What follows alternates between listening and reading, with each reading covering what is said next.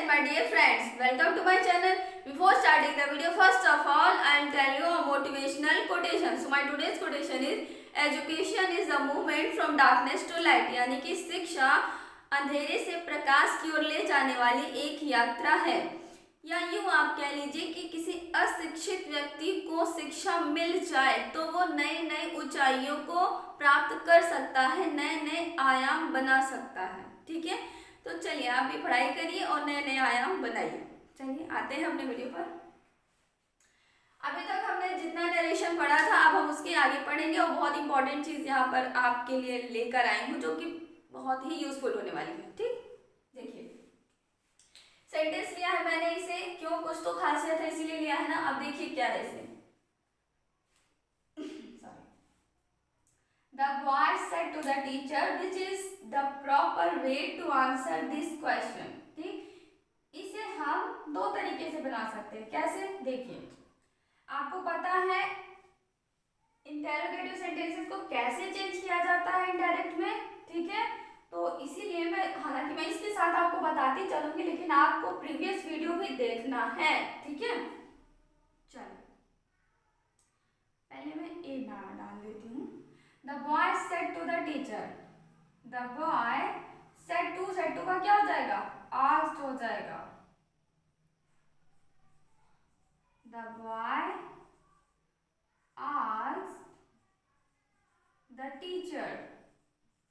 The boy asked the teacher. Comma inverted comma की जगह पर क्या होगा, which is the proper way. which है ना, तो that नहीं लगेगा, क्या लगेगा, कॉमा इन्वर्टेड कॉमा हटेगा और ये विच ही एज अ कंजंक्शन काम करेगा। The boy asked the teacher which, then हमें क्या करना है, इंटेरोगेटिव सेंटेंस है, इसे असर्टिव में बना देना है। Which the proper way, which the proper way is, tense change होगा इसके अकॉर्डिंग, वॉज हो जाएगा। Which the proper way was to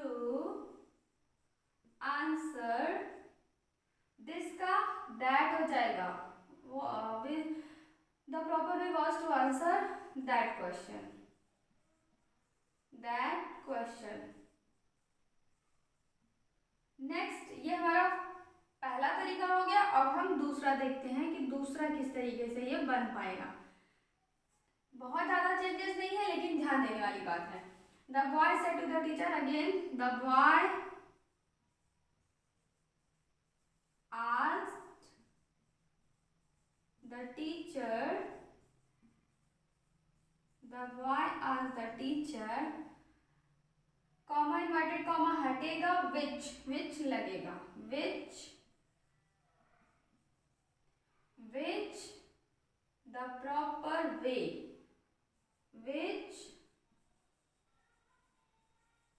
the proper way to answer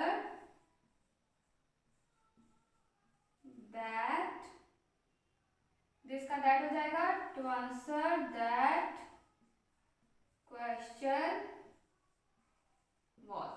ठीक है, अब इस तरीके के कोई भी सेंटेंसेस आएंगे वो सब आप बना लेंगे। टू टाइप्स के बने हैं, एग्जाम में एक ही टाइप का बनाना है कि दोनों ही बना के चले आइए। ठीक है, चलिए नेक्स्ट एक नोट है यहाँ पर आपके लिए, बहुत ही ध्यान से देखना है। ठीक है, चलिए समझाते हैं इसे।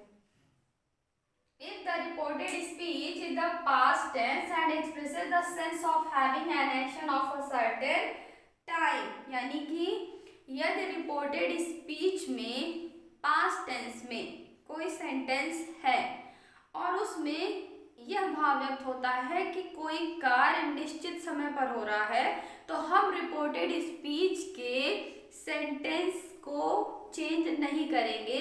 यानी रिपोर्टेड स्पीच जिस टेंस में है, यानी कि पास्ट टेंस में है, तो पास्ट में ही रहने देंगे, कोई भी चेंजेस नहीं करेंगे और प्रोनाउंस का चेंज कर सकते हैं। ठीक, देखिए कैसे।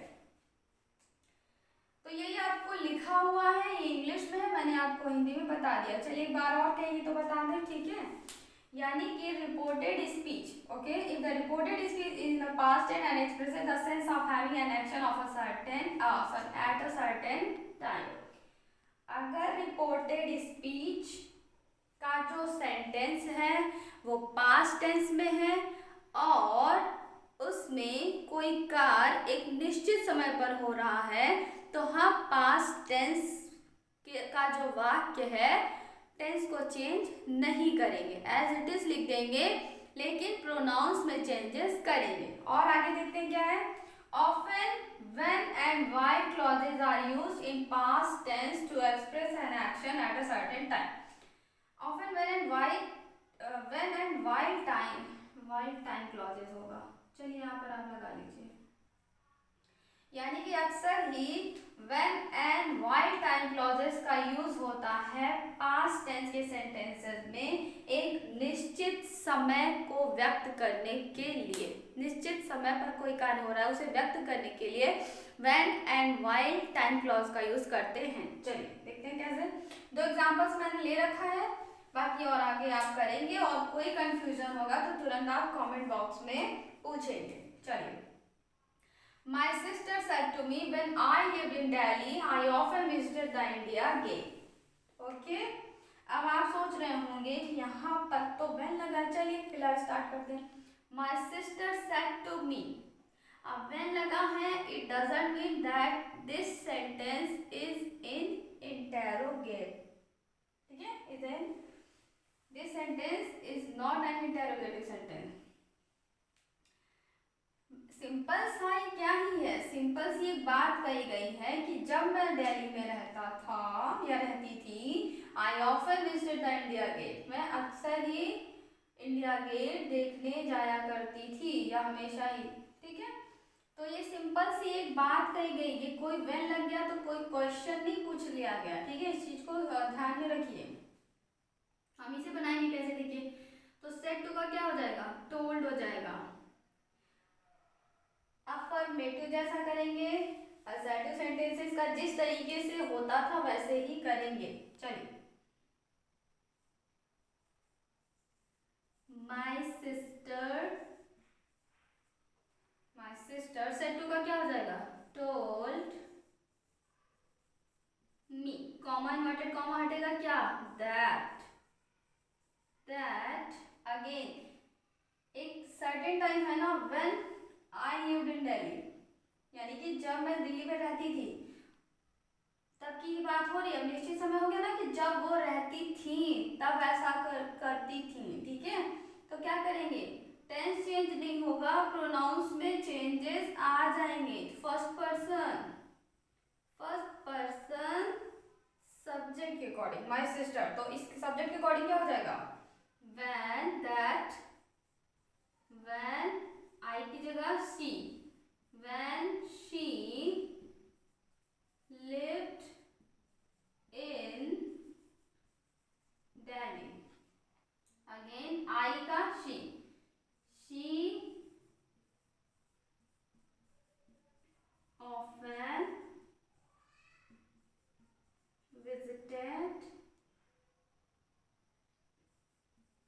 the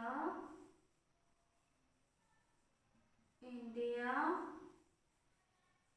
Gate. Okay, gate. Sorry, guys. Next, the man said to the policeman, "A bus run over the child while he was crossing the road." Okay, past tense में है, लेकिन सर्टेन टाइम की बात कर रहा है, when he was crossing the road, जब वह रोड क्रॉस कर रहा था। why he was crossing, तो हम भी इसी तरीके से हम इसे भी बनाएंगे। चलिए, the man said to the policeman क्या हो जाएगा, the man said to का told, the man told the policeman, comma inverted comma हटेगा, that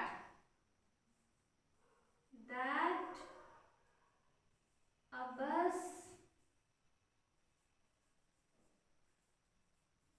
run over the child while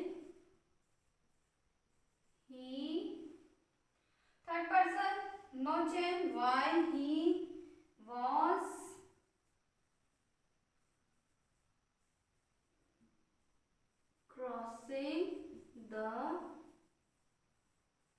role. I hope कि आपको अच्छे से समझ आया होगा। वीडियो को 2 3 4 बार देखिए, हमेशा के लिए रहनी है, ऐसा तो नहीं कि हट जानी है। बार बार देखिए, समझिए। फिर भी कोई कंफ्यूजन है तो कमेंट बॉक्स में जरूर से जरूर पूछिएगा। Thank you.